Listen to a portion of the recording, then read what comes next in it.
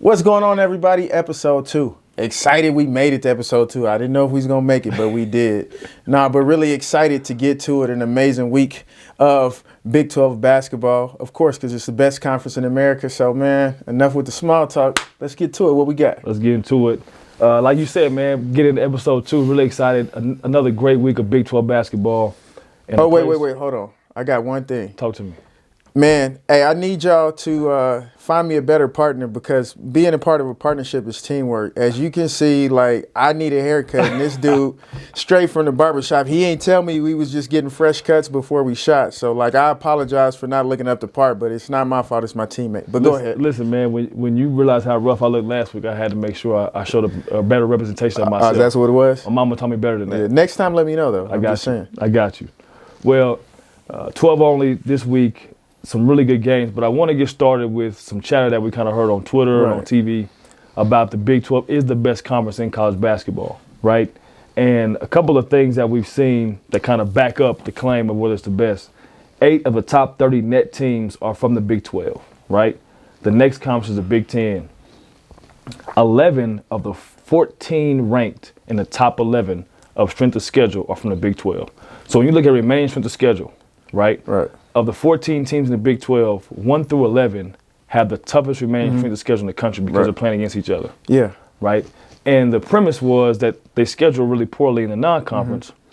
So is it really the best conference in the league because they just beat up on each other when they get to league play? You got any thoughts on that? Well, absolutely.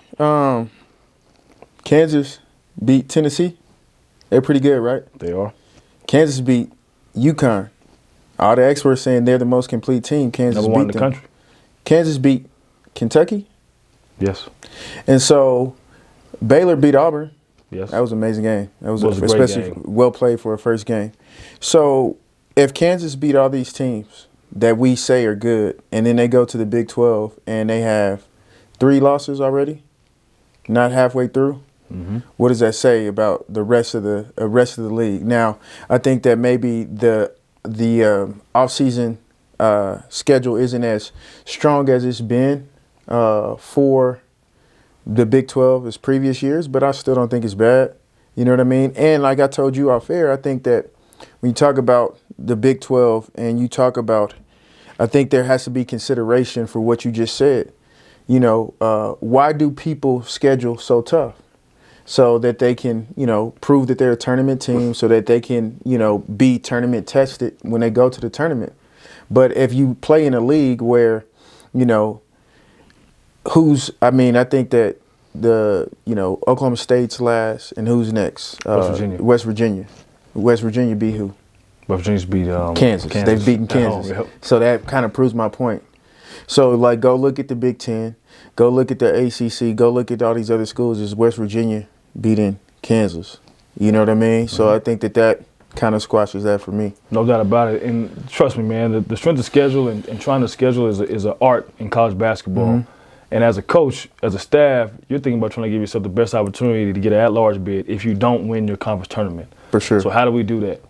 And with the Big 12, you're going to play all these league games. You're going to play yourself in or you're going to play yourself out. Right. And a lot of these teams are going to play themselves in because they're going to win tough games on the road and at home in one of the best conferences in the league. And then one thing I want to point out, too, roughly 40% of the conference games are decided by 5 points or less. Yeah, it's not even close. It's the closest margin. That is amazing to me. In the conference. And that brings me to a quote that I got this week. I believe it was from Graham McCaslin. He said, in this league, you have to find a way to finish games. And if that isn't the epitome of what college basketball is, just finding a way to finish games by not making mistakes and trying to make sure that you capitalize on your opponent's mistakes. And we'll talk about that as we get more into it. But right now, we'll talk about the games kind of early in the week. I'll give a quick run through. Texas and Houston. Houston Grits had a tough win on the road. And even though Houston won the game, I think Kelvin Sampson, at the end of the game, had a very nice compliment for a young man that I'm very familiar with, Kendall Weaver. He's my son's favorite player, right? My son is 3. So when Kendall was with us last year at Texas Arlington, my son cheered for him very, very hard. And Kelvin Sampson said some very admirable things about him, man, because Kendall just comes with his hard hat, his lunch pail, and tries to make winning plays and impact the game. Winning plays, And he really impacted that game. Even though Houston won the game, he put his stamp on the game, and it rewarded him with starting him against TCU, which we'll get into. Yeah. TCU, Texas Tech. TCU wins their third straight game at home.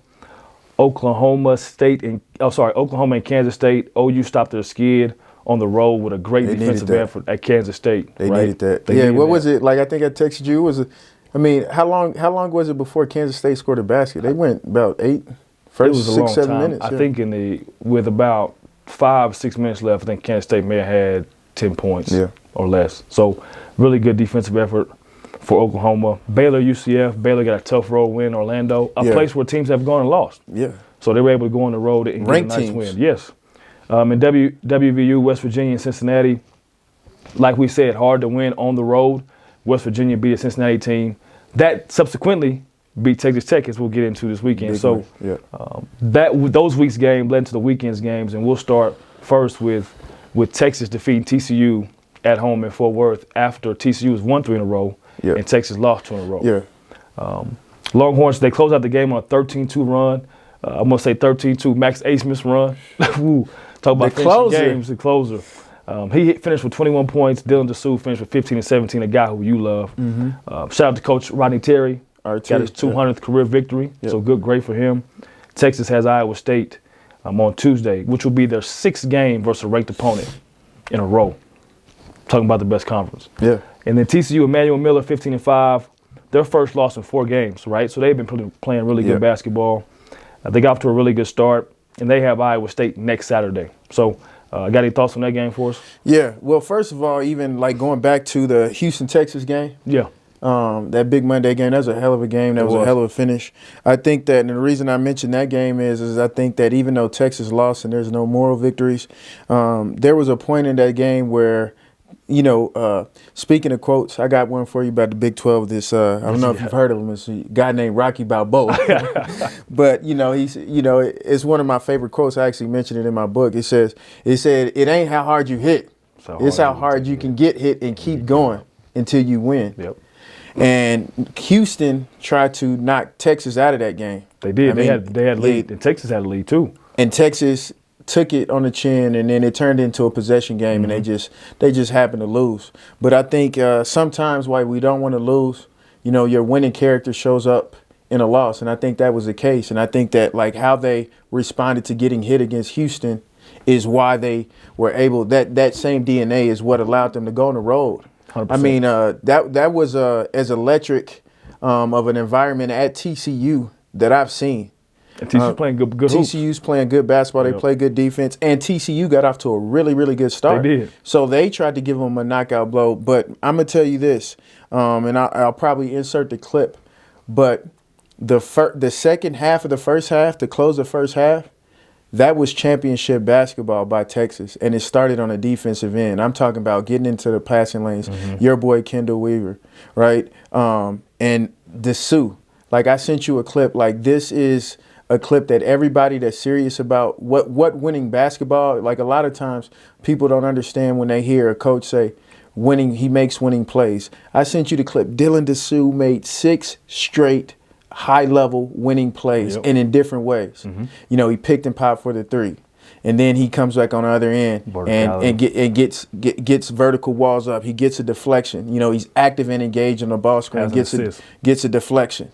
Blows up a play. Comes back, hits Asmus on the back screen. Then he catches it in transition and just shimmies, low pickup off the glass. A guy that's 6'10" shouldn't be doing. So, and that wasn't just him; it was the entire team. But that stretch to me was like, if I'm RT, I'm saying, hey guys, if we do this, we got a chance to go to the Final Four. So, really, really good game. I think that was what was interesting about that game. I told you it was a unique close because late in the game, it was a tie game. Texas goes on a 7-0 run.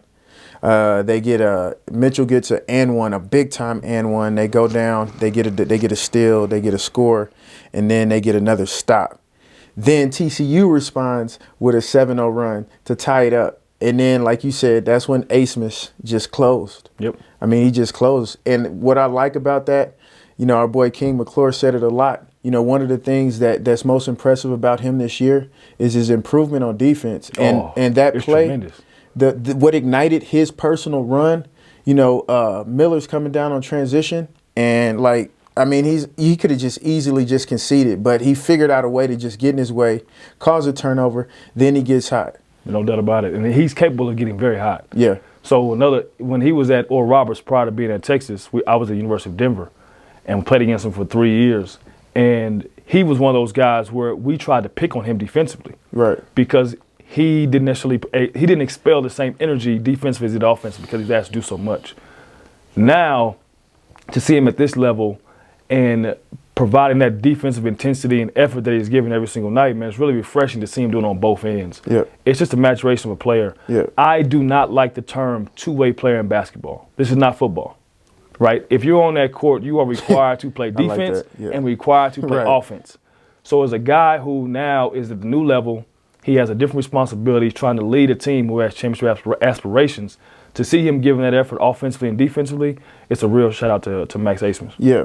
I'll tell you it was for Texas, I think they have to be feeling really good. And, I think that Texas is, I stand by this. I think that Texas can win the league. I think that Texas can make a run to go far to tournament, Final Four type team, especially with what I saw. Their commitment to defense, getting deflections, bothering, just was off the charts. But one of the things that I really liked that could be overlooked was the play of Tyrese Hunter.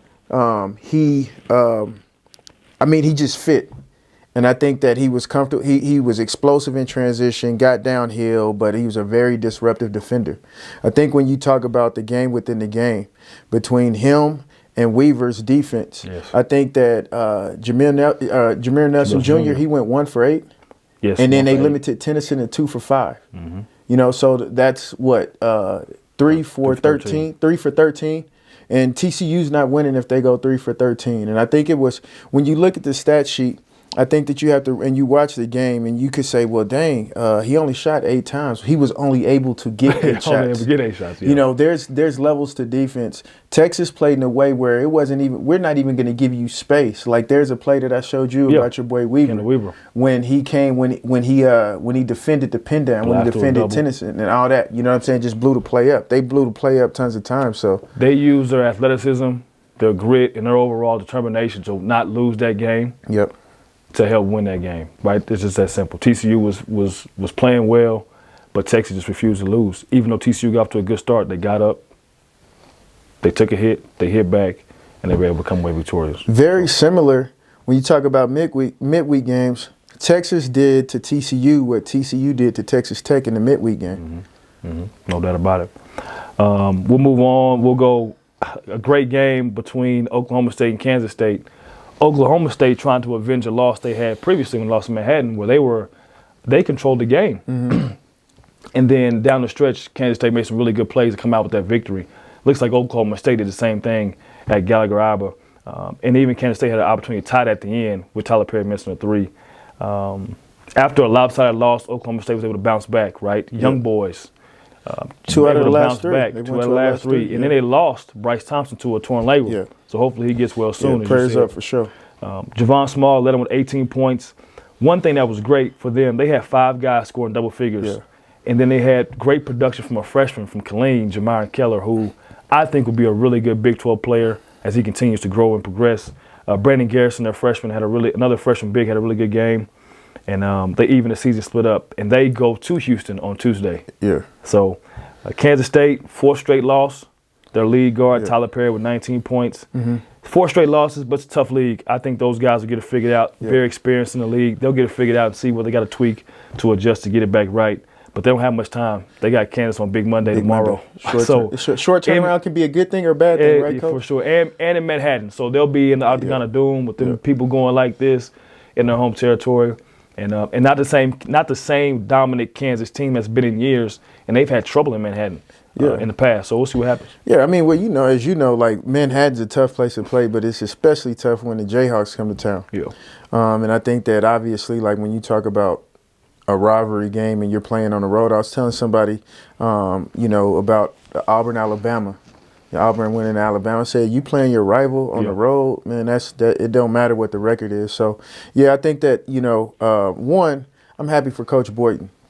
A lot of, it's tough to win, and it's tough to win in this league. And, one, it says, I think that, it says a lot about him and the culture he's created to have their best player arguably out, and they respond with winning.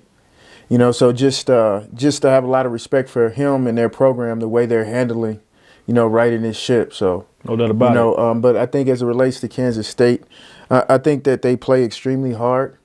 They just have some challenges on offense, and they have extreme scoring droughts. As you saw, that I think that was the common theme where the Oklahoma game, and I think they play hard enough. What's going to determine if they're able to win enough games to get back on the right side of the bubble is how do they rid themselves of these extreme scoring droughts. No doubt about it. And it takes as Coach Taylor likes to say, dudes making plays. Yep. And I'm sure he's reiterating to his guys that, hey, we know how to play. We'll be all right. Just got to make sure we continue to do the things that we do and figure out the best ways for them to be successful. So we'll see what happens on tomorrow night when they play Kansas in Manhattan. Yeah. The crescendo of the Big 12 slate, the top 10 matchup between the Kansas Jayhawks and the number 4 Houston Cougars, only the second time that Bill Self has been an underdog, right? Crazy to think how long he's been there. The only time he's been an underdog at home lets you know the type of dominance they've had when you come to Lawrence, Kansas. Kansas wins 78-65, but they had pretty much control of the game the entire way. Hunter Dickinson, 20 points, 4 additional Jayhawks in double figures. Houston hasn't allowed more than 72 points this season, right? So Kansas was able to topple that. And then KU hit 9 of 10 early shots to get off to a really good start and never look back. Houston, L.J. Cryer led with 24 points. Roberts had 11, 13. He carried them. They were down 23-11, and they also got down 20 in the second half, right? Yeah, but and Cryer got high. But part of that mentality that we have of being able to take a hit and get back, they cut it down to 10, but Kansas was able to kind of cruise and finish it. They got Oklahoma State on Tuesday, which you mentioned earlier. One of the things you told me that was a really good stat I wasn't aware of, that Kansas won minus 15. In spite of being minus 15 in turnover margin.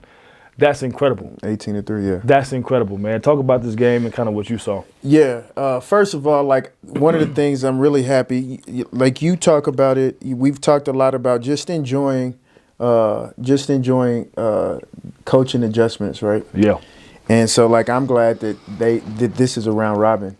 Yes. These two, like, this is how they're going to conclude the Big 12. Hopefully, it could be for the title. So it'll be fun to see what adjustments that Kelvin makes. So I said, one, Kansas shot 68% from the field. 68% from the field, and I just felt like Kansas was always one step ahead of Houston.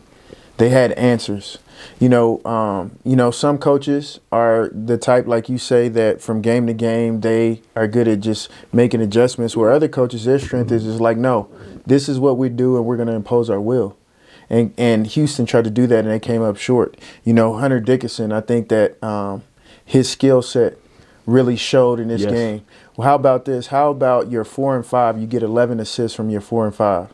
KJ Adams and Hunter Dickinson, and they got it done in different ways. Hunter Dickinson, when they tried to do monster doubles and whatnot, big double. He was composed. It's a big to big double. He was composed, and he could see over it. And so he engaged the double, right, and then just found, and they just picked them apart, and it basically either created a wide open shot. My boy again, Furphy. I just see, this is our second show. They don't know I've been talking about him earlier. I bought stock in him a long time. But I believe he went 8 for 9 or 7 for 8, 8 rebounds, no turnovers. He was 6 for 7, 8 rebounds, no turnovers. And so because of Dickinson's ability to be able to handle that double and it wasn't effective, what it did was it either created an open shot or it created a rotation. And then when you talk about KJ Adams, like, wow, like his ability to play out of a short roll is the best in the country. And, I think that Houston, you can't account for that because he's an outlier. Like he's somebody that is ultra explosive, ultra strong, ultra athletic, can finish at the rim. Like there's a clip when he short rolled and he took it and he just, like against anybody else in the Big 12, they're not finishing it, but he has the ability to do that. But he's an amazing passer. So he catches on a short roll on 2, puts it on the floor, and he's going to pick you apart. And now Kansas, which was one of their question marks, was making open shots with the emergence of Furphy. Now they have an outside threat. So they did it. And it was great. And as you watched the film and watched the game, you saw Kansas exploit Houston putting 2 on the basketball. Yeah. Right? A lot of times coaches try to alleviate that. They don't want to put 2 on the basketball because that puts you in rotations. Houston does it naturally. It's what they do. It's how they impose their will. It's how they're successful because they're able to scramble. And you're also banking that some of the players that are getting the ball aren't able to make the right play. Right. Yesterday, Kansas was able to make the right play consistently, yeah. right? It was Hunter Dickinson finding the open shooter, KJ Adams making the right play, on penetration making the right play. So when you put 2 on the ball, you open yourself up for that. And when you play against teams who don't have the type of talent to make the right plays and to score off those plays, that's where you have success. This worked against them yesterday, right? It was Kansas was in a rhythm. They were in a flow. They got off to a great start. And I think it was the first time that Houston's played in Kansas since the 80s. Yeah. You don't know what it's like to be in that building until you're in that building. Yeah, and then they put a target on your back by making an underdog. Like so you already know that was bulletin board material. It was a perfect storm for that game to be as little lopsided as it was. I imagine when they play in Houston in a couple of weeks that it won't be the same story, just because it's 2 great coaches, 2 great teams that'll make adjustments, and I imagine it'll be a knockout, drag-down fight. And that's what I was going to say. You know, there was even the adjustments made, like once Houston made adjustments, then Kansas was always a step ahead. Like you've mentioned, like they hard-hedged the ball screen, then they went to flat showing. And even when they flat showed, KJ Adams was still able to short roll. Yep. You know what I mean? So then they went to switching, right? And then by that time, like the doors was already blown open. Then they went to, okay, we're just going to guard Dickinson one-on-one.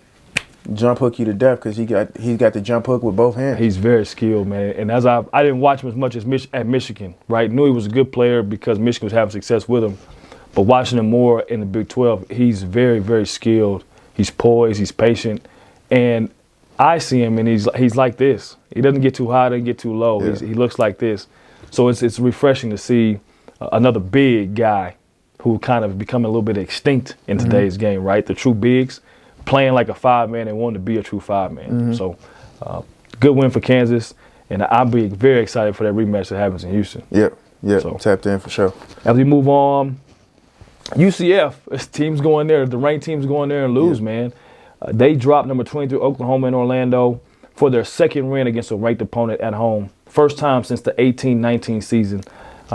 They started 15-14 and never looked back. To set the tone, right, they held the OU starters combined to 26 points, right? As a combined starting unit, their starting unit only had 26 points. Coach Dawkins got his 300 career victory, so like RT, 200, Coach Dawkins got 300, so congrats to him. And they travel next Saturday. They got the midweek game off to Texas Tech. Oklahoma, Latrey Darthard, the Utah Valley transfer, 14 points, made a couple triples. It was a little bit of an offensive struggle, a little bit for them. And they got BYU on Tuesday. Didn't watch a whole lot of this game, saw the box score, saw the notes from the great SIDs that write the notes, but it looks like defensively UCF set the tone. Yeah, and that's kind of how they got it done against Kansas. You know, that's how they got it done against Kansas. You know, I think that UCF going into this new Big 12, they were looked at as maybe the one that would struggle to keep up. And so, like, I just think shouting them out for, like, what they've been able to do. No doubt about it. And I think that they have the foundation moving forward. One, they get great support every time. Like, they are really supporting their team. They are. I think their arena seats like 10,000. Conference games, they're averaging. They're getting at least 8,500 to 9,000. You know, so they've got a great atmosphere. You know, Johnny Dawkins is an underrated coach. And, you know, I don't know if you know this, but, you know, that Mikey Williams is going there now. Next year. I did know that. Yeah, so, you know, hopefully. Talent inflection. Yeah, hopefully that's a great place for him to kind of right some wrongs and stuff like that and just focus on basketball and let that be the main thing. But, you know, like with what they've built, you know, not only, you know, and they still, you know, they're a few wins away from, you know, being on the right side of the bubble because when you think about who they've beat, you know, in Kansas and, you know, now Oklahoma and Texas. And I think that even when you look at the Texas win, if Texas does what I think they're going to do as we move, you know, towards March, that's going to be a great win. That's going to help UCF's resume. But it seems like their defense, they've got obviously like paint protection. They have a zone that's hard to solve. They have a good home court. So, no doubt about it. And to your point about Coach Dawkins, I don't know him personally, but as a young black coach who was admired him and seen him, it looks like he does a great job in terms of being somebody that cares about his kids, his players. and sets the right example. So shout out to him and shout out to UCF. And Go ahead. I was going to say, and you just like the way he goes about his business. Yeah. To your point, they have been talked about less than BYU or Cincinnati or Houston, but they're putting themselves quietly together a nice Big 12 resume For sure. that I think will resonate when it gets time to decide who makes tournament and who doesn't. So Oklahoma, they got BYU on Tuesday. They'll be looking to bounce Where's that back. game at? That is at home. Okay. So BYU it stays on the road and goes to Oklahoma. You know, Nick, as we go through some of these games, man, there's winners and losers, right? Right. And as a coach, I'm normally analyzing, okay, who won, who lost, how they win, how they lose, how are they preparing for the next game, right? And when you're in the middle of the season right now, you're getting towards the end, there's instances where you start to think about, you start to maybe have some self-doubt about what's going on, how you're preparing the team. Yeah. Are you putting guys in the best position to be successful? And it takes a toll kind of on your mental health, right? Yeah. And if I'm not mistaken, you got a book coming out that talks about how student athletes, adults, professionals can kind of deal with the mental health called the underdog. Yeah. How they can understand that they're not alone in some of these challenges and what they can do to kind of manifest themselves and be better as they continue to progress in their careers. Would you talk about the book, who you wrote it for, why it was on your heart, and kind of give us the perspective of what you're speaking from? First of all, man, that's a lot, man. You up there with CP the way you throwing me that lot. But it's I just just felt real convicted and just had to look myself in the mirror. You know, if you're not a part of the solution, then you're a part of the problem. And so, us as anybody that mentors competitors, whether it's an athlete, I like that. Yeah, whether it's an athlete, whether it's an entrepreneur, whatever it is, we all say it's all mental. You know, it's sports or competition is 80% mental and 20% physical. Okay, so now that we acknowledge that, like, where are the tools, where are the resources? And so what I found out is just through my journeys of who, like, I've been able to help. Yeah. George Condit at Iowa State, he was professionally depressed. He was in a dark space. Taylor Horton Tucker, when he first transitioned from high school to college, I remember he used to call me and he was struggling with just being away from home, just the pressure of trying to be one and done. And then even Lindell Wigginton, who went on to play for the Milwaukee Bucks, I was able to, have a small but significant piece in helping them develop the mentality. And just being able to look back and realize, like, if we didn't address the mental, it didn't matter the physical. And so, I just saw that there was a need for that. And I just saw how much it helped them. Like in some of these conversations, like in just helping them have the right perspective, I can't change your problems. Yep. I can't make your problems go away. And sometimes, like, your problems don't need to go away. There's a piece of the book where I say, what if your toughest times weren't sent to break you but create a better you? How can you be tough if you don't go through tough times? Nobody came into this world a tough guy or a tough girl. Yeah, no doubt. You know what I'm saying? We cry and our moms, feed us and wipe our butt and do everything else. There ain't nothing tough about that. Like, you develop toughness by showing up, not running away from smoke, but going through tough times. And whether you win or you lose, the fact that you stood tall, was what allowed you eventually to go through it. But with that being said, like, you can't do it by yourself. And so a lot of times, us as competitors, we have trust issues. And, a lot of times other people that are entrenched in the competition, like you said, as a coach, I don't have time because I'm overwhelmed. I'm overwhelmed with competition too. So hopefully this book can be a source of comfort, a source of trust, and a source of something to help you have the proper perspective to embrace your tough times, knowing that it's going to yield the result that you want. No doubt about it. Yeah, so I think as coaches, as competitors, as mentors, as people who help develop young people, I think we're always looking for resources that give us new ways to connect and help them. For sure. Because the problems that we face as youth are not the same problems that these youth are facing today. No doubt. So having a new resource that you're providing, I'm excited to see how it can be used in the arenas of professional, of athletic, in the classroom, for higher education, high school, college, whatever level you may be at. So I'm excited to see that. I appreciate it. Appreciate the lab too, man. No doubt. As we move right along, man, Cincinnati versus Texas Tech.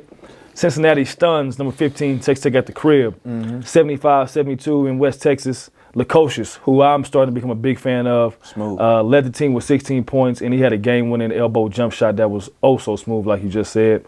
It's Cincinnati's third top 20 win. And this is the first time they've had that in one season since 13-14. I think it's back when the AAC was really, really booming. Yeah. Second ever meeting between these two teams. I didn't know that. The Big 12 was providing some unique matchups, which is kind of fun to see as a college basketball fan and person who's involved with it. They have a bye this week, but they play Houston at the house Saturday. Texas Tech, the Big 12's leading scorer, Pop Isaacs, had 22, right? And he made a big-time three that precluded Lukosius's game-winning jump shot that put Texas Tech up by 1. It was a tough basket, man. I was like, Jesus, I'm not sure how they're going to recover it, but right. they did. They did, yeah. 0-2 versus new members of the Big 12, Texas Tech is. And this is the first time they've had back-to-back defeats this season. So it lets you know the type of team they've become, right? Number 15 in the country. Yeah. And they had to Baylor on Tuesday. Yeah. So a really, really fun game that I was able to watch the second half of and wanted to get your thoughts on it. Tough on tough. That's what, like, I mean, I like that. And there's so many tough on tough matchups. When you talk about the Big 12, it's kind of par for the course.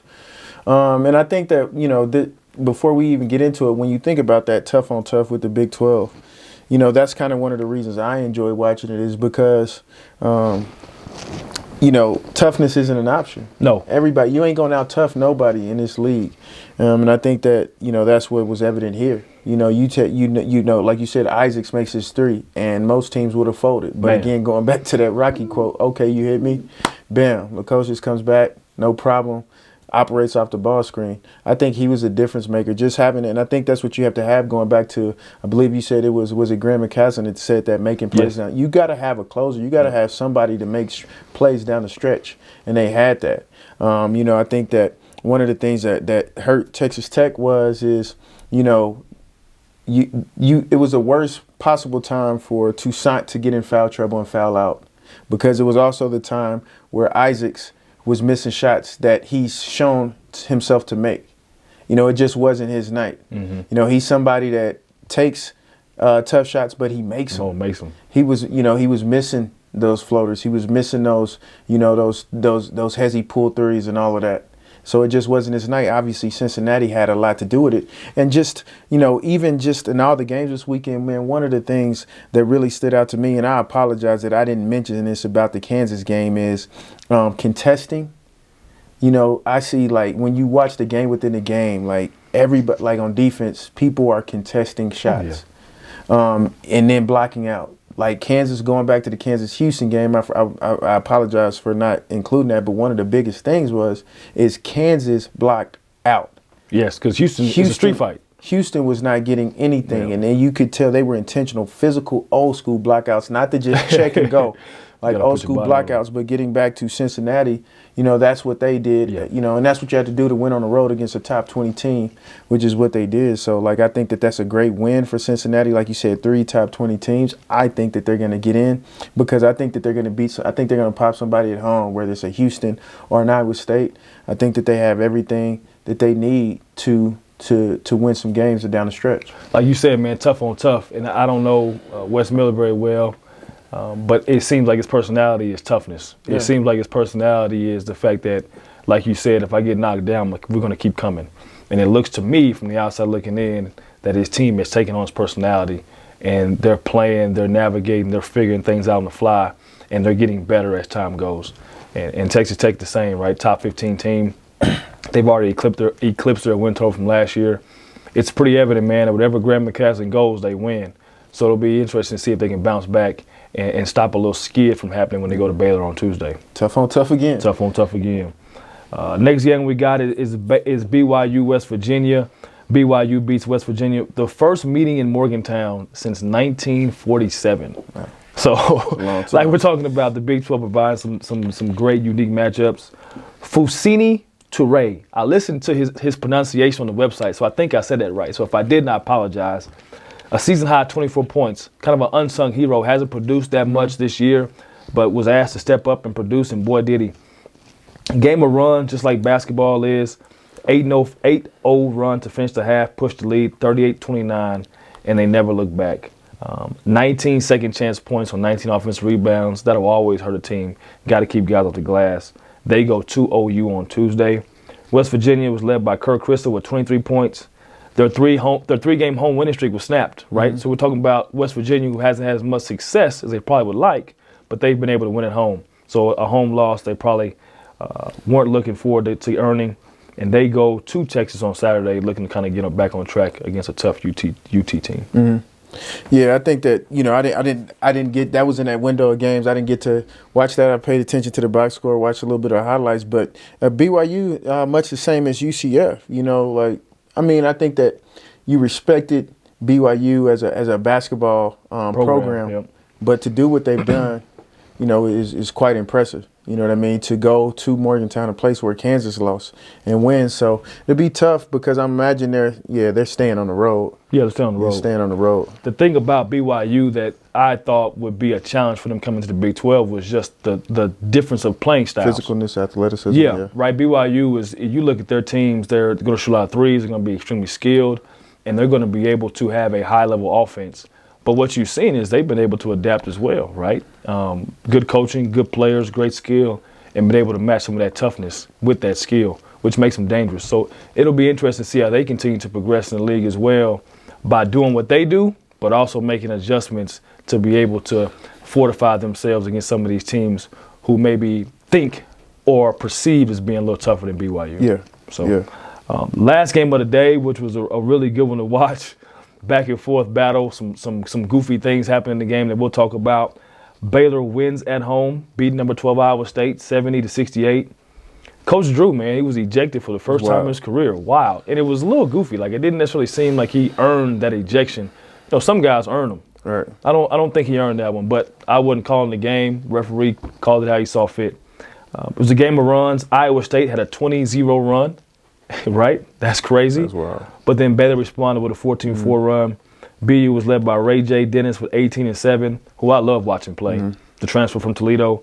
And they have Texas Tech at home on Tuesday. Iowa State was led by Keyshawn Gilbert, 24 points, 5 of 6 from 3, big-time shooting. Their 3-game win streak was snapped, but they still remain, I think, tied for second in the Big 12. The thing they have Texas, they're at Texas on Tuesday. The most interesting thing in this game, obviously the runs were interesting. But talk about the late game situation that happened, the missed free throw, the draw play, the three. Give me your insight on what you kind of saw from that. Yeah, well, first of all, I got to give a shout out to my boy Schmitty, Nate Schmidt. He's an assistant there. He's the one, I think he was responsible for that play. Cause it was a hell of a play. Man, it was so. It was almost perfectly executed, but the exchange of the handoff was a little delayed, and he caught it low, and he had to position the ball and shoot it. And maybe if he doesn't do that, he's able to get it off clean. But what a game! First of all, it was just kind of a weird deal. One, Iowa State had no timeouts. They had none. So they got a free timeout to drop a play, and they took advantage of it. What was it? They started the clock too early. It was 2 seconds. It was a missed free throw. And they started the clock when it should have been started. Yep. And they initially, I think, were going to put 2 seconds on the clock. Right. And they took it down. And that was the difference between winning the game and losing the game. Yeah. Could you imagine thinking you won a game like that only to have it taken away? But I feel I called you when I saw it. Yeah, no doubt. I think the basketball guys were active in that. They was like, man, I think it was whack that because when Iowa State, when Drew got kicked out of the game, they were up 8 to 10 points. Iowa State had went on a mini run. So the game, Drew went back to old school Drew and played his zone. I saw that. And the zone was messing Iowa State up. And then Iowa State finally settled in, got some guys in the middle, weak side, flashing somebody to the middle, weak side cuts, all that type stuff. They kind of got going. But still, it's like a 9-10 point game. And then the technical happens. That surprised everybody. Nobody saw that coming. No. And so, part of that 20-0 run, I think 8 of it was because it was 3 technicals. And so, now all of a sudden, Iowa State's in the game. And for a little bit, Baylor was dazed and confused. That whole, again, the Rocky quote about they were with a knockout punch. I didn't see this one coming. And they figured it out. I think it says a lot about their culture. Shout out to their assistant coaches, stepping up and taking over and keeping the team together because they could have very, very, very easily folded. That's just a tough game. That's a tough game to lose. One of the things that I was really impressed with, obviously being somebody that does player development is little guards got to be their ability to finish over against size. You got to have a package to do that. So First of all, Lipsy did it for Iowa State, driving right, put his shoulder right into the big and got it up. And then the game winner on the other side was the same thing. It was almost the same finish. Yep. And what's funny is Baylor tried to call a timeout, but they didn't see it.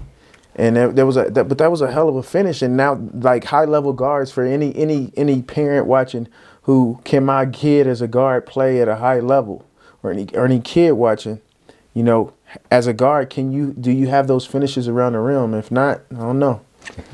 To your point, and this is just a little tangent I'm going off, but it's our show like you always say. There you go. Rabbit holes welcome. Let's go. When you see coaches and the game is getting to a point where they're trying to figure out, okay, we're in transition. Should I call a timeout? Should I let my guys rock? You see it happen sometimes where they may call a timeout and it might mess the flow up. And you also see it where they don't call a timeout and it's successful. The other old coaching adage is, do you foul up 3? Mm-hmm. Do you foul or do you make the guys take a tough shot? So as you guys were watching from home, had that in the back of your mind, okay, 15 seconds left. Yep. They're in a mini transition.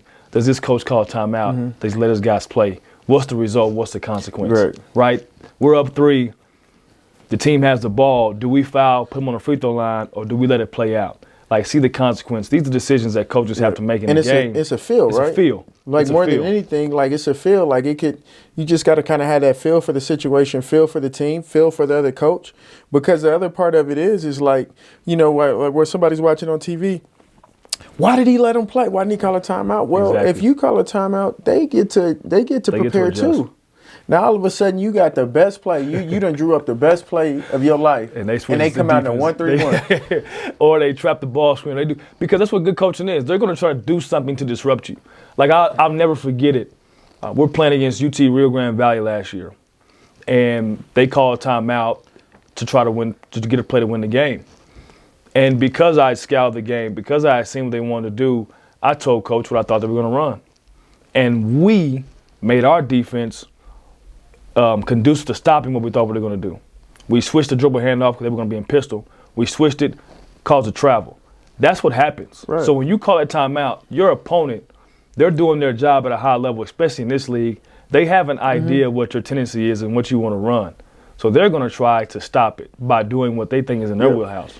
And I think the other thing, you got to think about what kind of players do you have. Because, like, if we get a stop and we just flow, maybe you just hooping. But we call a timeout, and now we doing this. That pressure, that pressure might catch up with you. It's a feel, like you said. The coach has to know who's in the game, who's on the floor, what they're capable of, what the thought process is, and you have to understand that all in a split second. And for me, like, I always thought, like, it's one of those things you work at the end of practice. 100%. Call it last second or whatever, because when you look at basketball, when somebody scores, like, late, like, let's say there's 9, like, when I think maybe when somebody scores with, like, less than 15 seconds, human nature is for them to just celebrate. 100%. Even if it's for a split second. And then it's like, oh, let me get back on defense. So, like, if you know, like, okay, bam, we get it out the net, I'm going to come set this drag screen or this double drag or whatever, chances are you're going to go against a defense that's not prepared. But, like, again, having that feel, what is my team? Like, can they handle that? And you talked last week about having an older team. Yeah. Like, I think that has a lot to do with it. You got a younger team, they need a lot more structure. You got older guys, it may be better to just let them play. No doubt about it. So, as you guys watch games, have an understanding, or when you see it, see what your coach of your favorite team does, or see what the coach of that team that you're watching does. Is he fouling up 3? Is he calling timeout? Is he taking guys out that have 2 or 3 fouls in the first half? That's the coaching thing that happens in the game, and the best coaches are able to manage those things oftentimes better than not. Yeah. So, all right, Nick, as we get to another great week of Big 12 hoops, we start off on Monday, right? Kansas State in the Octagon of Doom, Big Monday. Kansas State looking to snap their win streak against the leader in the conference, and Kansas looking to continue to solidify themselves. So we'll see how that one goes. It'll be interesting. It'll be a dogfight, right? Oklahoma State at Houston. Houston looking to bounce back after losing at Kansas in a way they probably didn't like, in a way they probably think that it's not conducive to who they are in their culture. Iowa State at Texas. Texas looking to win 2 in a row, looking for some consistency like we talked about to continue to be the team that we both think they can be. And then Iowa State looking to bounce back after a tough loss, where for a split second they actually thought they won the game. For sure. BYU at Oklahoma. BYU looking to continue to be who they are and carve out their identity in this league, and then Oklahoma looking to protect home court. And then we finish up with Texas Tech at Baylor, where Graham McCasland travels back to Waco, a former assistant of Scott Drew, who I feel helped start that foundation of prominence for Baylor. So headline there in terms of Texas Tech trying to snap their losing skid, Baylor trying to begin one. And then you got the emotion involved of a coach coming back and playing against his former boss as a head coach in the Big 12. So it'll be interesting to see how that game goes. That's probably the game I'm most excited to see. What about you? So one, before we get into that, I was thinking about Oklahoma. You talk about Oklahoma State having to go to Houston. Yeah. Yeah, that's probably not going to be fun for Oklahoma State. I was thinking, man, what do you think Houston's practice is like? Oh. Knowing Kelvin and knowing that, they didn't rebound as well as they thought and they gave up 60%, it probably ain't no fun. So I feel like Houston's probably going to be motivated, so it's not going to be that one. I am interested in the BYU-Oklahoma game. Just trying to see Oklahoma if they can get some consistency in terms of stringing together some wins. But the one that I'm really excited about to watch is the Iowa State-Texas. Iowa State coming off a tough loss. I want to see how they respond. They've been on the road this whole time, so just, that can take its toll on you. But I just really want to see if Texas is going to take that step. If they can consistently play the way that they played the end of the TCU game and the end of that half, and even the second half for the majority of the Houston game, and just you have to give them a little space to improve because their best players they're just figuring each other out in Dessou and Asmus. So that, once they figure everything out, because Dessou's been hurt the whole summer. Yep. And now everything is coming together for them. So that's the game I'm interested in seeing. I think as you look at it from the storyline aspect, this will be, assuming Iowa State stays ranked, this will be Texas's 6th game in a row versus a ranked opponent. Yep. And if they can go 4-2 in that stretch, yep, I think those guys will be happy. You Absolutely. Probably look at that stretch as a coach and you're saying, hey, if we can go 3-3, we'll be good. We'll be set. We'll be able to continue to maneuver. So they can go 4-2. I think they'll probably like where they're at. Absolutely. So that concludes in terms of what's happening in terms of the games. You got any shout-outs you want to talk about this week? Yeah, I got, first, even though they lost, Avery Anderson, man. Avery Anderson and his passing, very, very impressive. I think that, like a lot of these teams, whether it's Avery Anderson at TCU, whether it's your boy Weaver at Texas, you got to have really good players coming off the bench. Yeah. And, that's harder and harder in this transfer portal era. So, making sure you're giving those guys a shout-out. Oklahoma State as a team, to just continue to fight. When you talked about having competitive pride, which I think all the teams do, it just speaks to that. If Oklahoma State is the last place team in the league right now, and that's the fight that they have, it says a lot about this league, and it says a lot about Coach Boyden. And then my boy Nate Schmidt, even though the play didn't count, he drew up a hell of a play, the assistant coach at Iowa State, for that could have been a game-winning play at Baylor. Nice. I think I'm going to keep it home team right now with Kendall Weaver, right? Obviously, I coached him last year at Texas Arlington and saw his work ethic and saw what he did and how he impacted, and he's doing the same thing at Texas. And it's been great to see him. He's my son's favorite player. So Kendall, just know when Trey sees you, he's like, oh, there's Kendall. Right.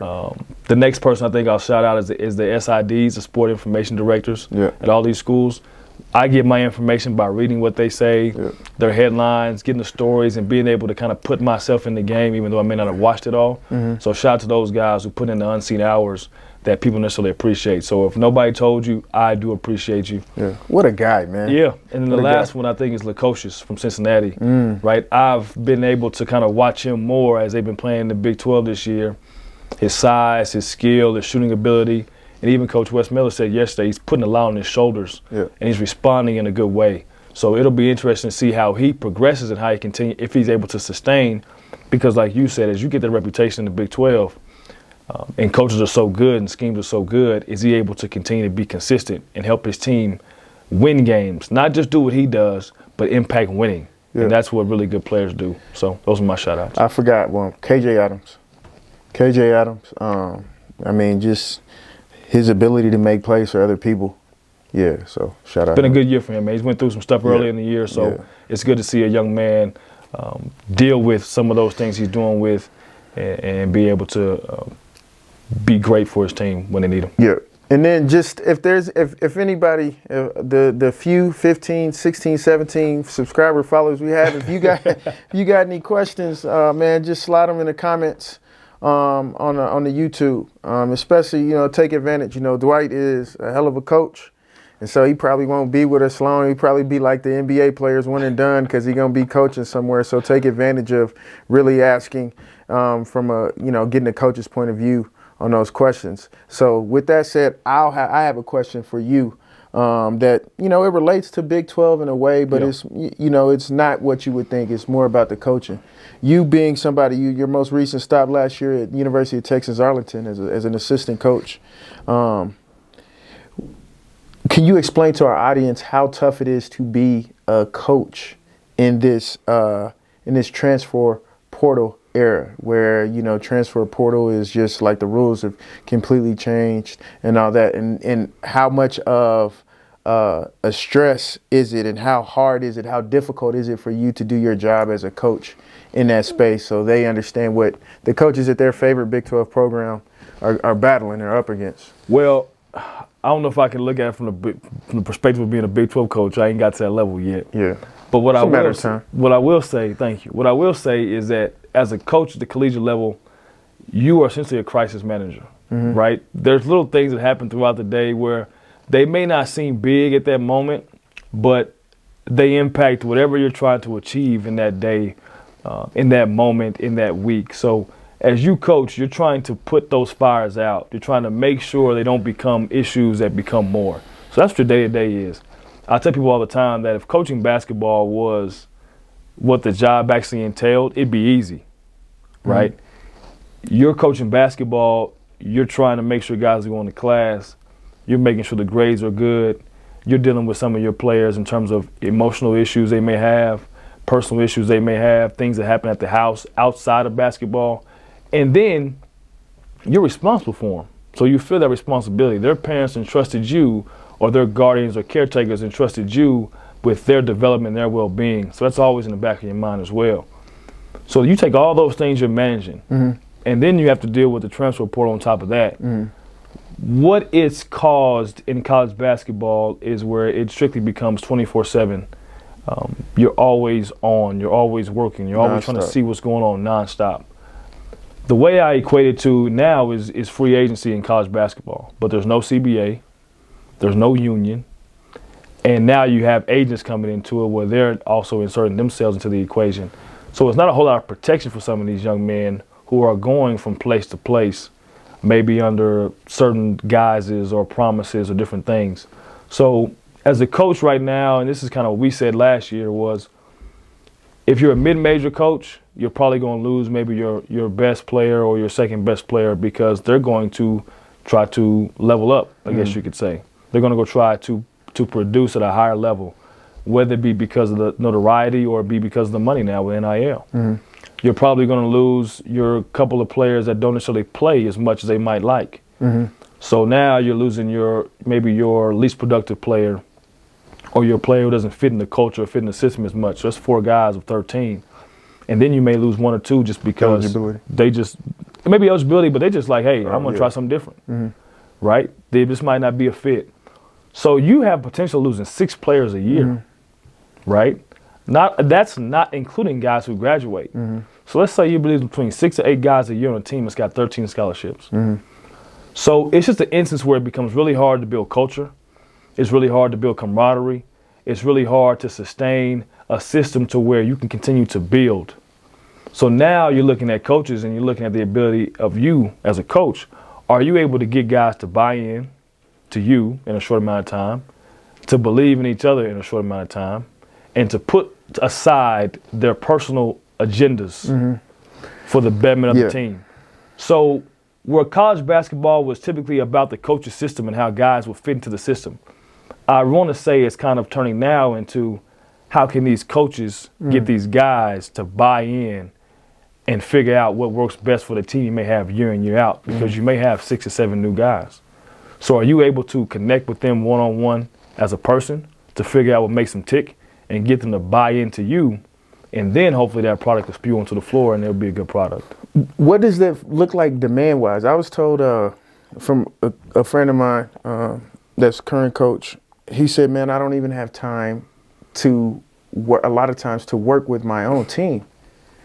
You know, it's hard to find time for my family. Yeah. I was just like, you know, that's crazy. I don't think a lot of people realize it. He's like, Nick, I don't have time to coach the players that are here. There's no doubt about it, because you're recruiting on the road, and then you're looking at what's going on in college basketball. There's no doubt in my mind that some of these high major teams have understand who is producing at a high level at these mid-major and lower major schools. Yeah. And they imagine that they're probably going to try to level themselves up, and they know who they are, they know their stats, and they know if they jump in this portal to somebody that we're going to go after if it's a need that we have. So you're monitoring that as well. Like I said, it's 24/7. So you're constantly on, you're constantly evaluating, you're constantly thinking about what you can do to help your team be better. And you're right. Development of your own players is tough right now. Like, that was one of the favorite parts of my job, right? Was relationship building, the development.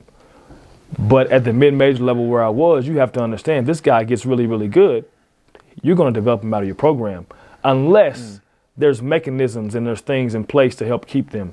Retention is probably the biggest issue at the mid-major level. How can we keep our guys?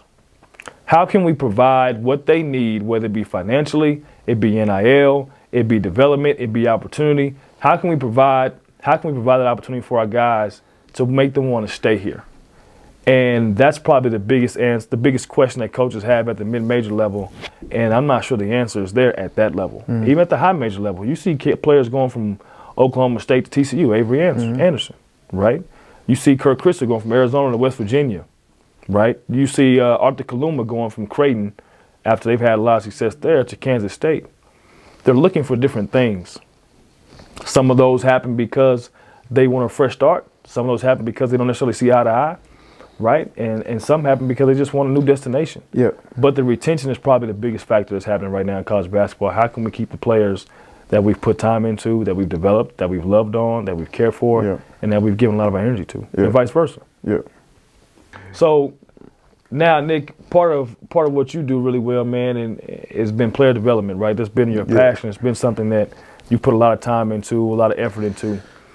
So I want to ask you, based off of what you've seen from Ray J. Dennis from Baylor, what makes him good? What kind of development has he worked on that makes him so good? I was looking at his stats yesterday. I want to say he's averaging about 7 assists a game, maybe 1.5 turnover a game, maybe 2.5 turnovers a game, which is remarkable.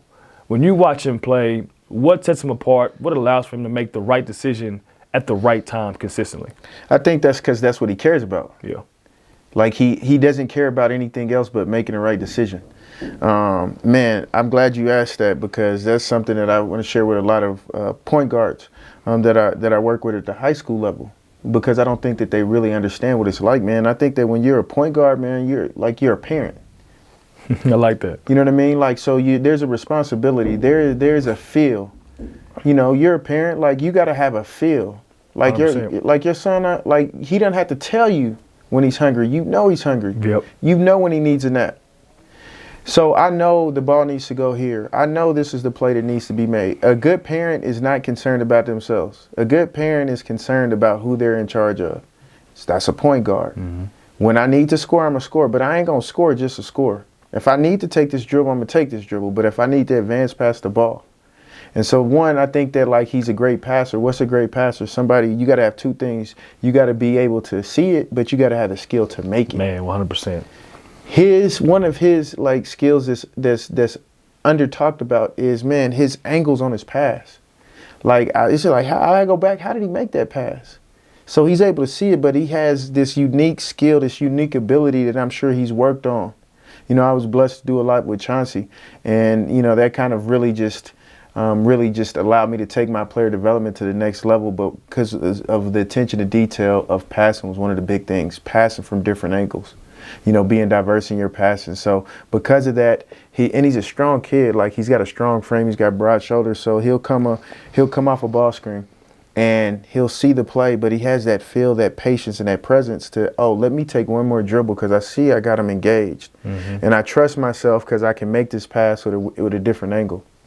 Then, once he gets into traffic, like, he can get deep. He has this ability to get deep into traffic, collapse, and he can do the jump drop passes or whatever to dump it off to his big. But the biggest thing is just kind of like Chris Paul is better than this than anybody, just recognizing what needs to be done. Yeah. I was watching the game last week in TCU that they lost, but you go to the game and he has like 6-7 points. It's like midway through the second half, he finishes with like 22. And he's okay with having 6 or 7 points. And he plays in a way where he can have a huge presence and an impact on the game and only have 5 points. I sent you a play that was unbelievable. Like, I'm a big change of speed guy, a big deception guy. He come out the ball screen and he holds his dribble. Yeah, and he really looks like he's about to reverse it to the wing and gets 2 people to shift up and then drops it to somebody in the paint.